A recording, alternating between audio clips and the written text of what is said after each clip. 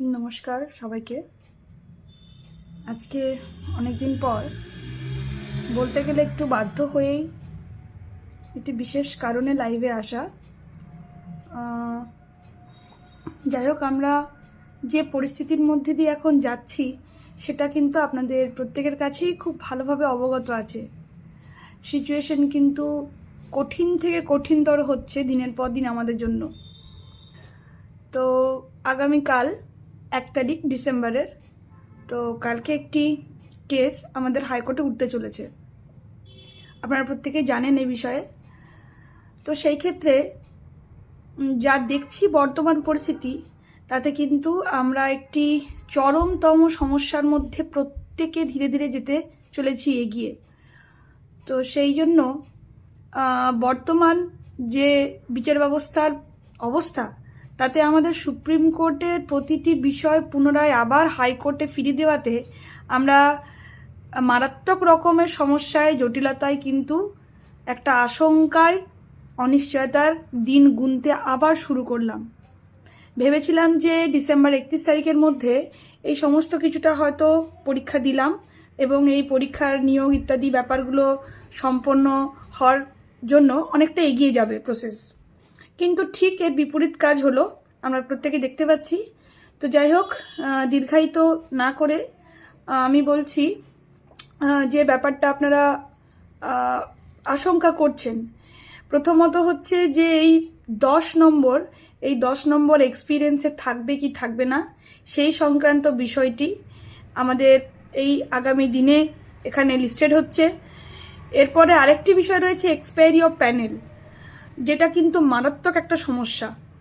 অর্থাৎ আমরা দেখলাম যে আগের দিন বিকাশ রঞ্জন এবং তার পুরো টিম, অর্থাৎ সুদীপ্ত যে ওখানে মামলাটি করেছে, তাতে থার্ড কাউন্সিলিংকেও কিন্তু ওই এক্সপায়ারি অফ প্যানেলের মধ্যে গণ্য করে বিচারপতির কাছে তুলে ধরেছে, যেটা কিন্তু পূর্বের সাবমিশনে ছিল না, যা আমাদের ক্ষেত্রে আরও একটি বিশাল জটিলতা সৃষ্টি করলো।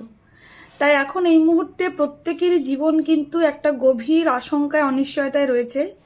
প্রথমত, যদি এক্সপিরিয়েন্সে 10 নম্বর না পাওয়া যায়, এখনো পর্যন্ত আমাদের একাদশ দ্বাদশের যে লিস্ট বেরিয়েছে ভেরিফিকেশন কলের, হয়তো এই লিস্ট থেকে 80% বা 90% ব্যক্তি কিন্তু বাদ হয়ে যেতে পারেন। এর পরবর্তী রয়েছে নবম দশমের রেজাল্টের ব্যাপারটি। তো সেখানেও কিন্তু একই অবস্থা প্রযোজ্য। সবাইকার যে পরীক্ষা ভালো হয়েছে তা কিন্তু নয়। অনেকে হয়তো নিশ্চিত আছেন যে আমার তো পরীক্ষা ভালো হয়েছে, আমি ফার্স্ট কাউন্সিলিং, আমার আর চাপ নেই। কিন্তু আপনারা দেখেছেন যে আগের দিনে কিন্তু বিকাশ খুব ভালোভাবে আর্গুমেন্ট করেছে যে পুরো প্রসেসটাই কিন্তু, অর্থাৎ পুরো পরীক্ষা সিস্টেমটাই কিন্তু অনিয়মের মধ্যে হয়েছে। তাই ওনার বক্তব্য অনুসারে উনি কিন্তু ধীরে ধীরে আবার সেই প্রসেস, অর্থাৎ পরীক্ষা পদ্ধতিটাকে ক্যান্সেলের দিকে এগিয়ে চলেছেন। তো এই অবস্থাতে আমাদেরকে তার বিরুদ্ধে এই যে সমস্ত তিনি সমস্যাগুলো সৃষ্টি করেছেন, যে 10 নম্বর থাকবে না, দ্বিতীয়ত হচ্ছে পুরো প্রসেসটাই, অর্থাৎ গেজেটটাই ভুল, পুরো প্রসেসটাই সমস্যামূলক, তাই এই প্রসেসটাকে ক্যান্সেল করে দেওয়া হোক, অর্থাৎ পুনরায় আবার পরীক্ষা। এবং তারপরে আবার রয়েছে এক্সপায়ারি অফ প্যানেল, অর্থাৎ 3 থেকে তিনি সমস্তকে এক্সপায়ারি অফ প্যানেল ধরিয়ে তাদেরকে টেন্টেড হিসেবে চিহ্নিত করে তাদের কাছ থেকে পুনরায় অর্থ ফেরত নেওয়ার ডিমান্ডের দিকে এগোচ্ছেন এবং তারা যাতে আর কোনো রকম পরীক্ষায় বসতে না পারেন সেই দিকে তিনি কিন্তু এগোচ্ছেন খুব সুপরিকল্পিতভাবে, যার পিছনে একটি রাজনৈতিক ষড়যন্ত্র রয়েছে এবং একটি নোংরা লবি বিচার বিভাগের কাজ করছে। এবং হাইকোর্টে আসার ফলে সেই নোংরা যে সিন্ডিকেট চলছে, সেটা বিকাশ এবং তার গ্যাংয়ের একটি খুব ভালো করায়ত্তমূলক ব্যাপারে বা অবস্থায় চলে এসছে। তাই আমাদের এখানে একমাত্র এখন করণীয় হচ্ছে যে আমাদেরকে সর্বশক্তি দিয়ে কিন্তু ঝাঁপিয়ে পড়তে হবে। এই ব্যাপারগুলো যদি আমরা কোর্টে প্রতিহত করতে না পারি আইনগত দিক থেকে, তাহলে কিন্তু আমাদের প্রত্যেকেরই ভবিষ্যৎ অনিশ্চিত হতে চলল। কারণ আর কদিন পরে 31শে ডিসেম্বর, এর মধ্যে যদি নিয়োগ সম্পন্ন না হয় তাহলে কিন্তু আমরা একটা অনিশ্চয়তায় যাব, চাকরির মেয়াদ শেষ, আদৌ সেই চাকরি এক্সটেনশন হবে কি না আমরা কেউ জানি না, কারণ উনি আজকে সকালেই দেখবেন একটি ভিডিও বার্তা দিয়েছেন যে সুপ্রিম কোর্টে গেলে রাজ্য সরকার কিন্তু কোনো রকমই সুপ্রিম কোর্ট এই এক্সটেনশনকে মেনে নেবে না বা গ্রাহ্য করবে না। আমি কনফার্মলি বলছি তিনি এই কথাটি বলেছেন। তাহলে সেই দিক থেকেও কিন্তু আমাদের গভীর অনিশ্চয়তা। তাই এখন একমাত্র লড়াইয়ের মূল পথ, মূল জায়গা আমাদেরকে শক্তপোক্তভাবে করতে হবে, সেটা হচ্ছে সুপ্রিম কোর্টের যে বিষয় এখন হাইকোর্টে পাঠিয়েছে, সেই হাইকোর্টে কিন্তু আমাদেরকে শক্তপোক্তভাবে ফাইট দিতে হবে। এর সঙ্গে আমার আরেকটি বার্তা, যারা তৃতীয় কাউন্সিলিংয়ে রয়েছেন তারা কখনোই এটা মনে করবে না যে জেএসএসএম তাদেরকে বাদ দিয়ে কোনো কিছু করবে, তাদের জন্য, তাদেরকে রক্ষা করার জন্য কিছু করবে না। এটা সম্পূর্ণ ভুল বার্তা। আমরা আমাদের তরফ থেকে আপনাদের জন্য তৃতীয় কাউন্সিলিং যেমন, সেরকম চতুর্থ থেকে সপ্তম কাউন্সিলিংয়ের জন্য সমানভাবে লড়ছি। যা যা প্রয়োজনীয় তথ্য তৃতীয় কাউন্সিলিংয়ের জন্য সুবিধামূলক আছে, তাদের ফেভারে আছে, সমস্ত বিষয়টাই আমাদের লয়ার তুলে ধরবেন। এর জন্য যা যা আইনগত ব্যবস্থা নেওয়া দরকার, যা যা পয়েন্টস নেওয়া দরকার, আমরা কিন্তু দিনের পর দিন, রাতের পর রাত জেগে আমরা মিটিং করছি এদেরকে কিভাবে রক্ষা করা যায়। অতএব আমাদের উপরে বিশ্বাস রাখুন, আস্থা রাখুন। অনেকে হয়তো মনে করছেন যে আমরা তৃতীয় কাউন্সিলিং যারা আছি তারা আলাদাভাবে একটি মামলা করি, আমরা আলাদাভাবে একটি গ্রুপ তৈরি করি ইত্যাদি ব্যাপারগুলো। তো এক্ষেত্রে আমার একটি ব্যাপার আপনাদেরকে বলার আছে যে দেখুন, জেএসএসএম কিন্তু প্রত্যেকের জন্য লড়ছে। আজ পর্যন্ত আপনাদের কাছে প্রমাণ আছে, আপনারা দেখেছেন কোনো একজন ব্যক্তিকে, কোনো একটি শ্রেণীকে কখনোই তারা ছেড়ে দেয়নি। তারা যেমন 1-2-এর জন্যও লড়েছে, তারা যেমন 3 থেকে 7-এর জন্যও লড়বে, তারা তেমনি 4 থেকে 7-এর জন্যও লড়েছে। তাই আপনারা বিভক্ত হয়ে গিয়ে কিন্তু নিজেদের শক্তি ক্ষয় করবেন, নিজেদেরকে আরও দুর্বল করবেন, এটা নিজেরাও আপনারা বুঝতে পারছেন এবং আমরাও জানি।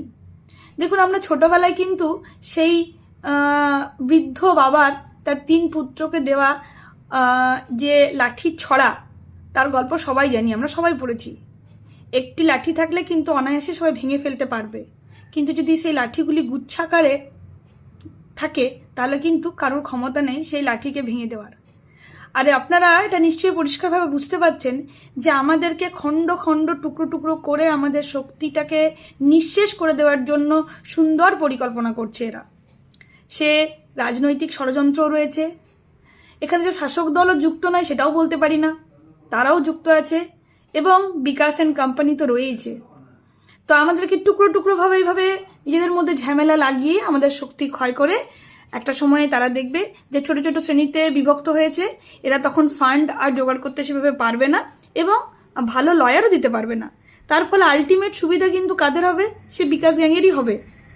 আমরা নিজেদের মধ্যে যদি ক্ষুদ্র ক্ষুদ্র ভাগে বিভক্ত হই, স্বাভাবিক ফান্ডের পরিমাণটা কমতে থাকবে।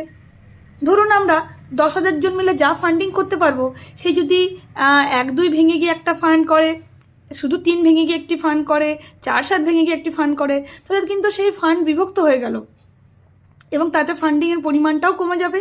আমরা ভালোভাবে ফাইট দেওয়ার জন্য উপযুক্ত লয়ার রাখতেও হয়তো পারবো না।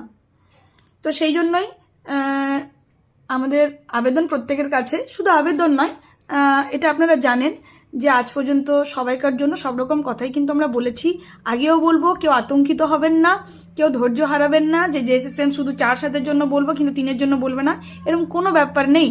আমরা প্রত্যেকের জন্য যা যা সম্ভাব্য পয়েন্টস, যা যা সম্ভাব্য লিগ্যাল স্টেপ আমরা প্রত্যেকের জন্য একদম দৃঢ়ভাবে নেব। তার জন্য আমাদের দিন রাত জেগে আমরা আলোচনা করছি, লয়ার মিট করছি, নিজেদের মধ্যে আলোচনা করছি, লিগ্যাল সেলে আলোচনা হচ্ছে। এর পরের বিষয়টা হচ্ছে আমাদের যে বর্তমান লড়াই, সেটা হচ্ছে কিন্তু আইনি লড়াই, যেটা ছাড়া আমাদের কাছে অন্য কোনো উপায় নেই বাঁচার। এর জন্য একটি বিপুল পরিমাণ অঙ্কের অর্থ খরচা হচ্ছে, আপনারা দেখতে পাচ্ছেন। হাইকোর্টের লয়ারদেরকে দিয়ে আমাদের কিন্তু কাজ সম্পন্ন হচ্ছে না। আপনারা 12 তারিখে দেখেছিলেন, যদি মেনকা গুরুস্বামী ম্যাডামকে আমরা না আনতে পারতাম, 12 তারিখে কিন্তু আমাদের ওই 10 নম্বরটা শেষ হয়ে যেত। এবং সুদীপ্ত দাশগুপ্ত আগের দিন যেভাবে শুরু করেছিল এক্সপায়ারি অফ প্যানেল নিয়ে, তাতে কিন্তু আমরা আতঙ্কিত হয়েছি। উপরন্তু পুরো প্রসেসটা যে নতুন করে হলো সেটাও যে সম্পূর্ণ ত্রুটিযুক্ত, সেটাও তারা সুন্দরভাবে প্রমাণ করতে চলেছে। তো তাই এই ক্ষেত্রে আমাদেরকে বিশেষ বিশেষ লয়ারের ব্যবস্থা করে যারা ভালো লয়ার, ভালো বলতে পারবেন প্রতিটা পয়েন্ট এবং ভালোভাবে ফাইট দিতে পারবেন, সেরকম লয়ারদেরকে নির্বাচন করতে হচ্ছে। তাদেরকে ভালোভাবে ব্রিফিং করানোর জন্য ভালো জুনিয়রদেরকে রাখতে হচ্ছে, যাতে সেই সমস্ত যে পুরনো যুগের সেই মামলা আবার পুরোনায় উঠে এসছে, সেই পুরনো মামলাগুলির যা যা নথি, সমস্ত নথি যেন তারা সংগ্রহ করে উপযুক্তভাবে কোর্টে যেন পেশ করতে পারে, কোথাও যেন কোনো খামতি না থাকে। তো এর জন্য একটা বিপুল অঙ্কের টাকা এখনো পর্যন্ত খরচা হয়েছে। আগামী দিনেও আমরা মেনকা গোস্বামী ম্যাডামকে নিয়ে আসার ব্যবস্থা করছি।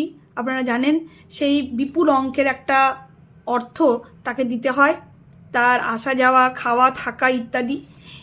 এটা ছাড়াও যে তার নিজস্ব ফিজিক্যাল যে অ্যাপিয়ারেন্স, তার আলাদা পেমেন্ট করতে হয়।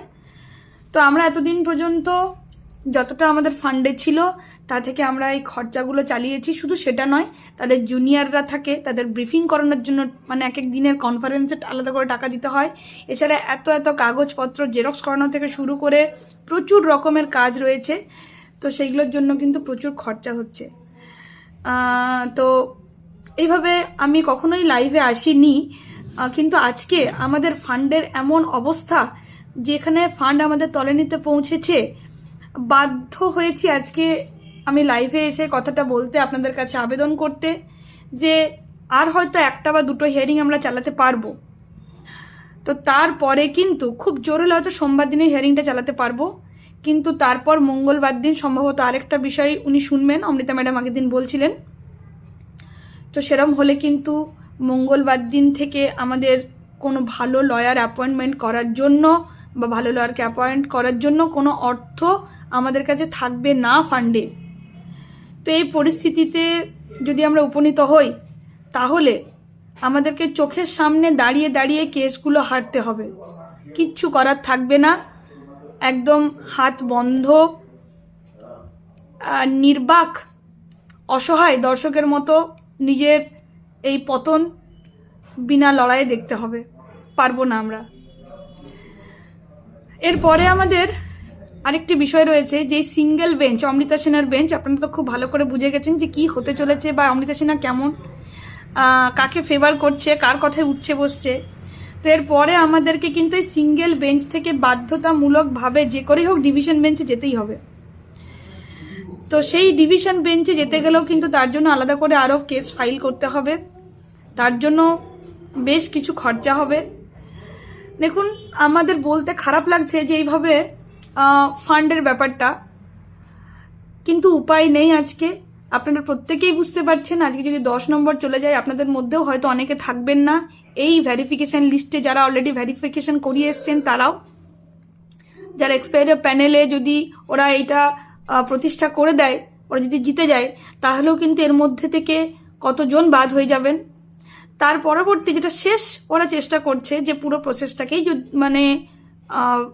অবৈধ, ত্রুটিপূর্ণ ঘোষণা করে যদি পুরো প্রসেসটাকেই তারা ক্যান্সেল করিয়ে দেয়, আবার পরীক্ষা দিতে হয়, তাহলে আমাদের সবাইকার কিন্তু সেই জীবনের চরমতম সময় ঘনিয়ে আসবে। আপনারা প্রত্যেকেই বুঝতে পারছেন যে আমরা নিজেও জানি না যে আর কদিন পর আমাদের মধ্যে কে 1-2, কে 3-4, কে 5-6 বা কে 10 নম্বর না পেলেও লিস্টে থাকবে, বা একবার পরীক্ষা দিয়েছি বলে আরেকবার দিতে হবে না, কেউ জানি না আমরা।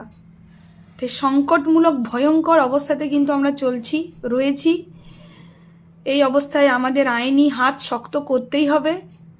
আপনারা এর আগেও আমাদের সঙ্গে থেকেছেন বরাবর, আবারও বলছি যে এসএসএমের উপর ভরসা রাখুন, আমাদের উপর ভরসা রাখুন, শক্ত হাতে আমাদের হাত ধরুন। তাছাড়া কিন্তু আমাদেরকে চুপচাপ দাঁড়িয়ে দাঁড়িয়ে নিজেদের এই নির্বাক দর্শকের ভূমিকা অবস্থায় উপনীত হয়ে হাইকোর্ট থেকে বাড়ি ফিরতে হবে। আর পরের কেসগুলো আমরা চালাতে পারবো না। তাই প্রত্যেকের কাছে আমার আন্তরিক অনুরোধ যে দেখুন, এখনও তো আমরা 2 মাস মাইনে পাচ্ছি, এরপরে কি হবে জানি না আমরা। তো অন্তত এই 2 মাস আপনাদের কাছে, পুরো মাসের মাইনে তো আমরা চাইছি না। আপনারা আগেও দেখেছেন যে আপনারা যে টাকাটা দেন তার জন্য সেটাকে আমরা সঠিকভাবে কাজে লাগাই। প্রত্যেকটা লয়ারকে আপনারা দেখতে পান যে এসএসএম আজ পর্যন্ত কোন কোন লয়ারকে দাঁড় করিয়েছে। দেখুন, বাকিটা কিন্তু কোর্টের হাতে।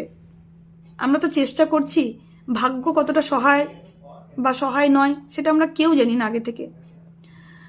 তো আপনাদের কাছে আমার একান্ত অনুরোধ, হাত জোর করে, যে শক্ত হাতে এই শেষ 2 মাসের জন্য আমাদের হাত ধরুন, যাতে আমরা এতেই আমাদের মুক্তি বা আমাদের জন্য যে প্রবলেম সলভের ব্যবস্থা সেটা করে উঠতে পারি। কারণ তার পরেরটা আমরা কেউ জানি না কি হবে না হবে। আমার বিশেষ অনুরোধ আপনাদের কাছে যে খুব সামান্যতম মাত্র 2000 টাকা আমরা ধার্য করেছি। প্রত্যেকেরই লোন ইএমআই প্রতিটাই আছে, আমার নিজেরও আছে। একটা বিপুল অঙ্কের খরচা আছে, চিকিৎসার খরচা আছে, ছেলেমেয়ের পড়াশোনা, বিদ্যালয়ের ফিস সমস্তটাই আছে। আমরা সবাই সংসারী মানুষ, আমরা সবাই জানি। তো মাত্র 2000 টাকা করে ধার্য করা হয়েছে আমাদের এই ফান্ড সাপোর্ট করে আমরা যাতে এই দুর্ধর্ষ বা এই দুঃসহ অবস্থা থেকে মুক্তি পেতে পারি, বিকাশ গ্যাংয়ের হাত থেকে যাতে আমরা বেরিয়ে আসতে পারি, তার জন্য আমাদেরকে ফান্ড সাপোর্ট করুন। তাছাড়া আমরা কিন্তু আর পরের দিন হয়তো মঙ্গলবার যদি ডেট দেয় সোমবারের পর, মানে 2 তারিখে, তাহলেও আমাদের সন্দেহ যে আমরা লয়ার রাখতে পারবো কি পারবো না। আর্গুমেন্ট করা, আমাদের কথা তুলে ধরা তো দূরের কথা, লয়ার রাখতে পারবো কিনা সন্দেহ। আপনারা প্রত্যেকেই বুঝতে পারছেন, সবাই জানেন, আমার নতুন করে বলার কিছু নেই আর। তো আন্তরিক আবেদন প্রত্যেকের কাছে যে কেউই যে আমি না দিলেও হয়ে যাবে, চলে যাবে, ও দিচ্ছে দিক, এই ব্যাপারটা ভাববেন না। আপনাদের সবাইকে নিয়ে আপনারা না থাকলে আমরাও থাকবো না, আমাদের লয়ারও থাকবে না, কোর্টে কোনো কেসও থাকবে না, কোনো মামলাও হবে না, কোনো আর্গুমেন্টও হবে না। তো প্রত্যেকের কাছে আমার অনুরোধ, আমি আবারও বলছি যে আপনারা মাত্র 2000 টাকা করে যে ফান্ডটি ধার্য করা হয়েছে আপনারা সাপোর্ট করুন। সাপোর্ট করে আমরা হাইকোর্টের যে কেসগুলি আছে সেই কেসগুলো আমরা যাতে সেখান থেকে মুক্তি পেতে পারি। এই পরীক্ষা দিয়েছি, আর যেন দ্বিতীয়বার পরীক্ষা দিতে না হয় আমাদের, আর যেন আমাদের চরম সমস্যার সম্মুখীন হতে না হয়। তো প্রত্যেকেই দয়া করে এই 2000 টাকা করে ফান্ড সাপোর্ট করুন এবং আগামী কালকের মধ্যেই আপনারা দয়া করে ফান্ড ট্রান্সফার করুন। কারণ 2 তারিখে যদি আবার ডেট দেয়, 2 তারিখে ডেট দিলে কালকের মধ্যে ফান্ড না পেলে আমাদের কিন্তু লয়ার এনগেজ করা সম্ভব হবে না, আমরা কিন্তু কিছু করতে পারবো না 2 তারিখে। প্রত্যেকে সঙ্গে ছিলেন, আবারও বলছি সঙ্গে থাকুন, আমাদের হাত শক্ত করুন। আমরা একত্রিত আছি, প্রত্যেকের জন্য আমরা রয়েছি, প্রত্যেকের জন্য আমরা করছি, আগেও করব আমাদের তরফ থেকে, আপনারা জানেন। তো বিশেষ অনুরোধ আমার প্রত্যেকের কাছে যে আমরা শেষ চেষ্টা করে দেখি, দয়া করে আগামী কালকের মধ্যেই প্রত্যেকে ফান্ড ট্রান্সফার করুন ইমিডিয়েট বেসিসে। না হলে কিন্তু আগামী পরশু দিন অর্থাৎ মঙ্গলবার দিনে আমাদের পক্ষে আর লয়ার অ্যাপয়েন্ট করা কিন্তু সম্ভব হবে না। অনেক ধন্যবাদ প্রত্যেককে, সঙ্গে থাকুন যাতে আমরা প্রত্যেকে এই লড়াই জিতে ফিরতে পারি।